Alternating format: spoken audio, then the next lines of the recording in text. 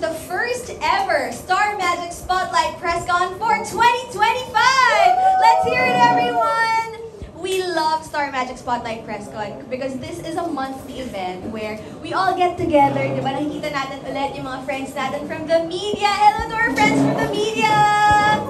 Thank you very much for always giving us your time. And to everyone watching, hello po sa inyong lahat. We are so thrilled that you're here to celebrate with us our amazing Star Magic artists who have had remarkable milestones in their career and are gearing up for more projects to come. And that is what we will be revealing. Later on, we'll be talking about them with our Star Magic artists for this month of January. So hello to everyone watching. I'm Aida La Cruz, your host for Star Magic Spotlight PressCon. And again, thank you very much to our friends from the media who always give us their time every month.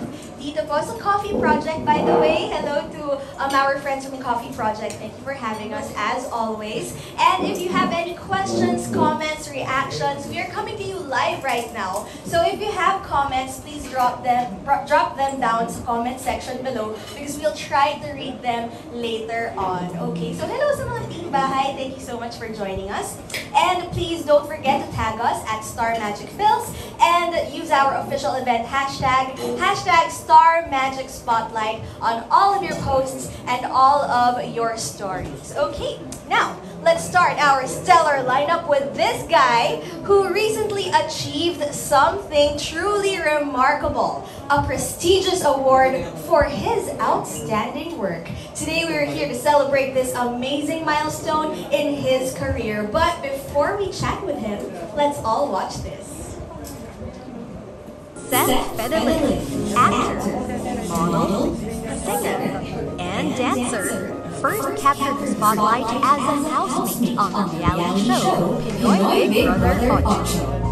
Since then, he has been lighting up the screen with memorable roles in Kagana Ko, Huwag Kang Lumba, and Dirty Living.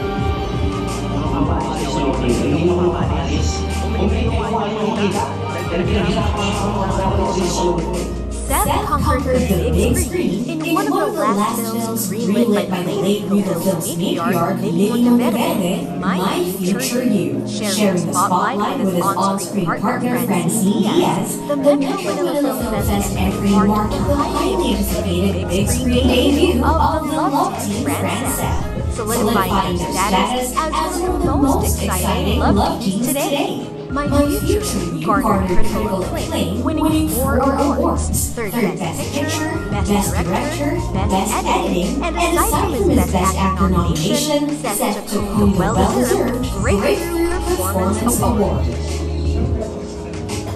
Maraming salamat po. Hindi ko na-expect ko award na to. Nanonood ako sa sinihan kayo para dito sa stage. Maraming salamat po. Still young, Seth continues to prove his immense talent and dedication to his craft. This milestone further strengthens his potential and fuels his already promising journey as an actor in the industry. Congratulations to Seth! This achievement underscores his immense potential. So let's have a chat and find out what's next on his journey. Yes, he is here with us today. Please welcome Seth Federle! What's up, kapamilya? It's me, Seth.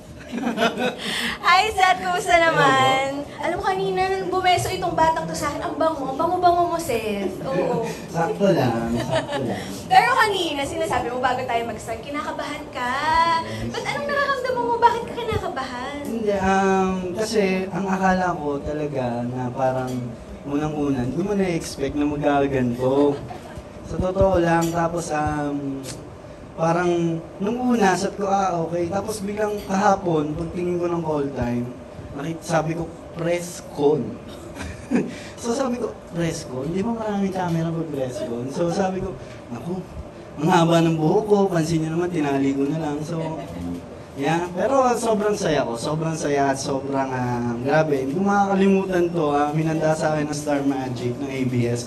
Thank you po, thank you me, thank you. Yeah. Yay! Palakpakan naman natin ang Star Magic family ni Seth. Alam mo, ganito talaga. Siyempre, dapat i-celebrate natin yung mga milestone ng ating Star Magic artists. At yun na nga, nagkaroon ka ng isang milestone in your career recently. Congratulations! Sa Breakthrough Performance Award. Okay, so, kwentuhan mo naman kami, kasi kanina nakita na natin, pasilip, diba, dun sa sinabi mo na tinanggap mo yung award. Pero ngayong halos parang isang month na yung nakakalipas, ano yung feeling? May mga gusto ko bang idagdag? May mga hindi ka ba napasalamatan noon? Ano bang gusto mong sabihin tungkol dun sa award na yun? Yung award na yun, di ko talaga siya, di ko yun na-expect. Di ako makapaniwala, mga siguro, late reaction, yung pag-ano ko, siguro nung pag-uwi ko, saka ako naramdaman, saka ako hinawakan yung trophy na ganito pala yung pakiramdam kapag parang napansin yung ginawa mo, napansin yung talento mo na binigay. So, nung pag-uwi ko, grabe, gising na gising sila mama noon kasi late na rin natapos yung gabi ng parangal. So, sila mama, hinintay talaga ako at gusto nilang mahawakan yung trophy. Tapos yung pinost ko, hawak namin yung trophy, tapos hawak din nila, tapos parang ganyan yung so, sobrang saya ko talaga. Ang cute. Siyempre yung mga tagumpay mo, parang tagumpay ng buong pamilya yan no? So paano kayo nag-celebrate? Kain, yun na pagdating ko sa bahay, may ulam na paborito ko. So, yun, pinaghanda lang ako nila mama ng pagkain kasi makauwi na ako, late na rin talaga. So, kumain lang kami, nagkwentuhan, saka nagbalik tanaw rin kami. Yun lang naman, parang kwentuhan tungkol sa mga dati, mga nakaraan na ngayon, tinan mo, ganyan. Kahit na breakthrough, sobrang laking bagay na yun sa akin. Hindi ko na makakalimutan yung gabi ng parangal na yun. Yeah.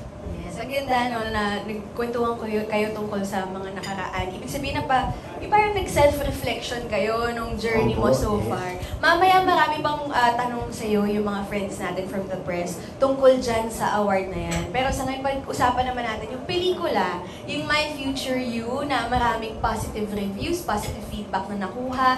Anong pakiramdam mo doon? Yung My Future You, unang-una, VJI, hindi talaga siya pang MMFF. Yung totoong sked niya, ipapalabas siya sa cinema, hindi siya pang MMFF. Dapat ipapalabas siya September, tapos hanggang sa nabago ng nabago. Tapos hindi namin alam, parang sinabi lang sa amin na binato na daw nila sa MMFF yung pelikula. Pero late namin nalaman. So, ang sabi sa amin, pray lang na sana makapasok. So, yun, nakita ko, ang nagsabi sa akin, si Francine, siya yung nagsabi sa akin na pasok daw sa MMFF yung pelikula kasi nakita niya sa post. Kasi pinost lang ng legal, tapos di namin alam. So ako, talagang napabalik ako ng bahay kasi pasakay na ako ng kotse. Talagang, sabi ko, pasok mo yung pelikula sa MMFF. Saka hindi ko ina-expect na ang MMFF is napakalaking. Parang talagang, ganito pala dito, nakakagulat. Parang Ibang klase, no? Ibang klase, parang Ibang level. Kung makapasok ka dito talagang hindi mo makakalimutan Hindi mo, dadalhin mo. Yung experience namin ni Francine sa buong pelikula, nakapagod, pero hindi namin ramdam yung pagod kasi lahat naging worth it. So, yun, sobrang tuwa namin sa My Future You. Hindi namin na-expect yung pelikula, pang MMFF, hindi namin na-expect. Pero eto siya, saka nakakuha siya ng 4 na award. Yes, congratulations. Ngayon, nabanggit mo na nga si Francine. So, how was it like working with her, yung experience sa My Future You? Tsaka sabi mo nga, hindi niyo ina-expect ang lahat. So, paano kayo naging support system ng isa't isa na ginagawa niyo itong pelikula na parang biglang bigger than originally planned? Bago dumating ang My Future You, lagi na kami magkausap ni Francine kung anong gagawin namin, kung anong susunod na proyektong gagawin namin. Tapos maraming na hindi natuloy. Maraming hindi natuloy. Naintindihan naman namin yun. Pero it doesn't mean na hindi kami, mawawala kami ng pag-asa ni Francine. Talaga naghintay kami hanggang dumating ang My Future You. Tapos, nung habang sinushoot na namin to, sinabi talaga namin na dito tayo makikita ng tao. Kahit sabihin natin na iilan lang makanood, dito pa rin tayo makikita ng tao. sabi namin magiging portfolio namin to para sa karera namin. Kaya brainstorm kami ni Francine, kami magkausap palagi, suggestions, open kami sa isa't isa. So, corrections din, open din kami sa isa't isa. So, nag-work yung team namin, nag-work yung pagtatrabaho namin dalawa. Saka, sobrang niya akong tinulungan, sobrang concerned siya sa damit ko, sa itsura ko. So, yun, talaga nagtulungan kami. Hindi namin ginawa itong pelikula dahil trabaho lang namin. Sinapuso namin yung buong pelikula. Wow. Well, doon naman sa mga hindi natuloy, don't worry kasi may mga bagay talagang hindi meant to be. Oo, saka patience lang talaga. Saka prayers lang.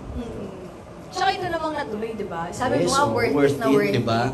Nagka-award ka pa. Yes. Oo. At yung buong pelikula, congratulations. Okay. Wait lang.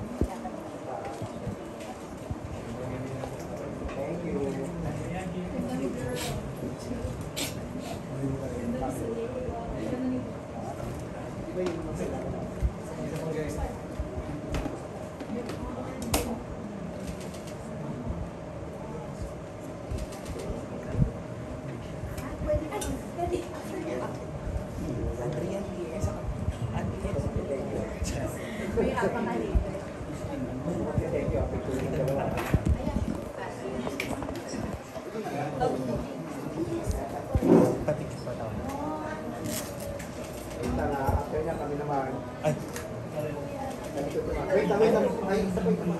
3 seconds lang kami. 3 seconds lang. Okay, 1, 2, 3. Smile.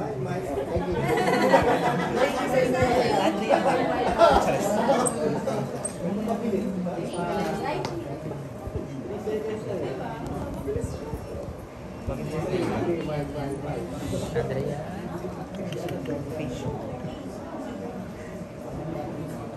Andrea, look at Trisha. Andrea here. Thank you. Thank you.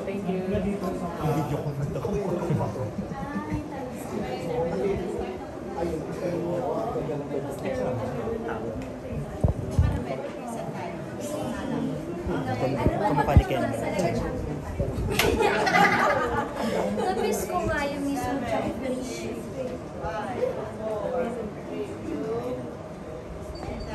And we are back. Hello once again, everyone. Thank you so much for staying. Welcome to our continuation of the Star Magic Spotlight Press Con. Hello to everyone watching us online. We are coming to you live. And also, thank you very much to our friends from the media who are here. Sobrang dami natin today. Hello. Isa pa nga. 1, 2, 3.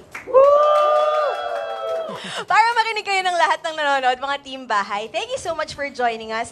And also, shout out to Coffee Project for having us. Maraming salamat for our beautiful set, as always. And to everyone watching, for those who are watching for the first time dito sa Star Magic Spotlight Press Con, welcome po. This is the show where we celebrate the achievements, the milestones of our Star Magic artists. And of course, kasama natin ang isa sa mga naka-achieve ng napakalaking milestone just recently, and later on, makikilala natin kung sino siya. But for now, hello to everyone. My name is Ai De La Cruz, your host, and a big thanks as well to our ever supportive media friends again. And please don't forget to use our official hashtag #StarMagicSpotlight on all of your posts and stories, and also tag us at Star Magic Phils. There you go. Okay, eto na, makikilala na natin siya.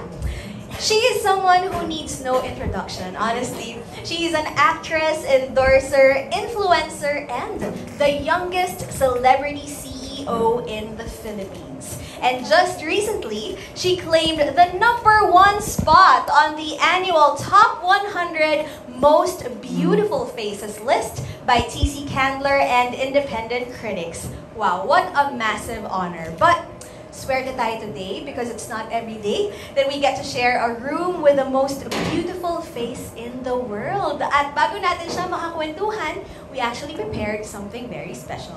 Please watch this. Actress. Influencer. And entrepreneur. Andrea Brillantes effortlessly juggles an impressive range of roles, both on screen and in real life. She kick-started her career as a child actress, making her debut in kids' comedy show Going Bulili. She went on to star in numerous television shows with her great performance in Annalisa.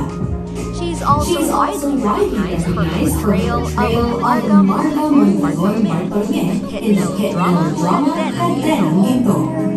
Andrea's latest project was Teen Drama Senior High in 2023. Following success, she reprised her role in the 2024 sequel, Highest Truth. She is one of the most influential actresses of her generation, with millions of followers across her social media platforms. In addition, she's the youngest celebrity CEO in the Philippines, launching her own successful makeup empire. Recently, Andrea was recognized and ranked as number one on the annual Top 100 Most Beautiful Faces list by PC Handler and independent critics. In a message, Andrea shared, This isn't just about beauty. It's about confidence, and embracing who you are. Kaya sana, ma-inspire ko po kayong lahat to celebrate your own kind of beauty. Andrea Villacas is undoubtedly one of the most beautiful faces today. What truly sets her apart, however, is the passion and dedication she brings to showcasing her incredible talent. Huge congratulations, Andrea. Let's give her a warm round of applause once again. Ladies and gentlemen, Andrea Brillantes! Hello, Andrea. Actually, tawag ko sa'yo Blythe, pero for today, Andrea tayo. Hello. Welcome. Hello po sa inyo lahat. Good afternoon po. Nahiya ako eh. Nahiya ako dun sa Hindi ko na-expect na meron kayong hinandang tanong. Thank you po, Star Magic Fam. Thank you. Na-touch naman ako. Oh, of course, syempre, dito sa Star Magic Spotlight Presscon, lagi naman natin sineselebrate yung mga milestones ng mga Star Magic artists. At ito nga, napakalaki nung sa'yo, Andrea. Gosh. Kumusta ang haba ng hair mo, Andrea? Ay, kaya nga tinali ko na muna eh. Charot! Kaya pinunitail ko muna siya eh. Haba eh. Ang bigat. Woo! Pero sobrang laking honor nun, ha? And ang dami mong kasama rin dun sa list na yon na hindi lang local artists, di ba? International yung list na yon. So, kwentuhan mo naman kami nung una mong nabalitaan to, paano mo siya tinig, ano yung naging unang reaction mo? Well, last year kasi napabilang na din ako. Pero I think, from what I can remember, top 16 yata. Doon pa lang super happy ko na mapabilang lang doon kahit nasa 50 or what. Like, syempre, it's such an honor talaga na mapili yung face ko, ganyan. So, nung nalaman ko na parang top 1 ako, ano lang yun yung random Tuesday yata yun or something. Tapos nag-aayos ang buhok. Salam ko lang, top 1 ako. Tapos tinignan ko agad sa sarili ko sa mirror. Tapos, top 1 ka? Kasi talagang tawang-tawa lang ako. Tapos ang una kong, tinanong ko talaga yung mommy ko. Sabi ko, Ma, anong feeling? Ikaw ang naglabas sa mundo ng top 1, ganyan. Siyempre masaya kaming lahat. Pero, thankful lang ako. Pero hindi ko siya siyempre pinapapasok sa ulo ko na top 1 ako. Siyempre, ang saya niya pagbiruan, lalo na with my friends. Kasi, the day na nalaman ko, parang pupunta ako sa mga friends ko. So, siyempre, puro asaran lang. Na parang, parang di naman. Parang, over Jisoo, gumaganon sila. Parang, pero, happy lang talaga ako. Ang saya lang niya. Happy, but, hindi ko siya pinapapasok sa ulo ko na top 1 ako. Kasi ayoko naman na doon lang nakadepende yung pagkatao ko tsaka yung lahat ng pinaghirapan ko, di ba? Iba pa rin lahat yung bilang artista ako tapos naging top 1 ako. Nakakaya siya pag-usapan, grabe. Sobrang nakakaya. Hindi, pero okay na. Satisfied na kami dun sa answer mo. Don't worry. Parang nahiya na siyang magsalita.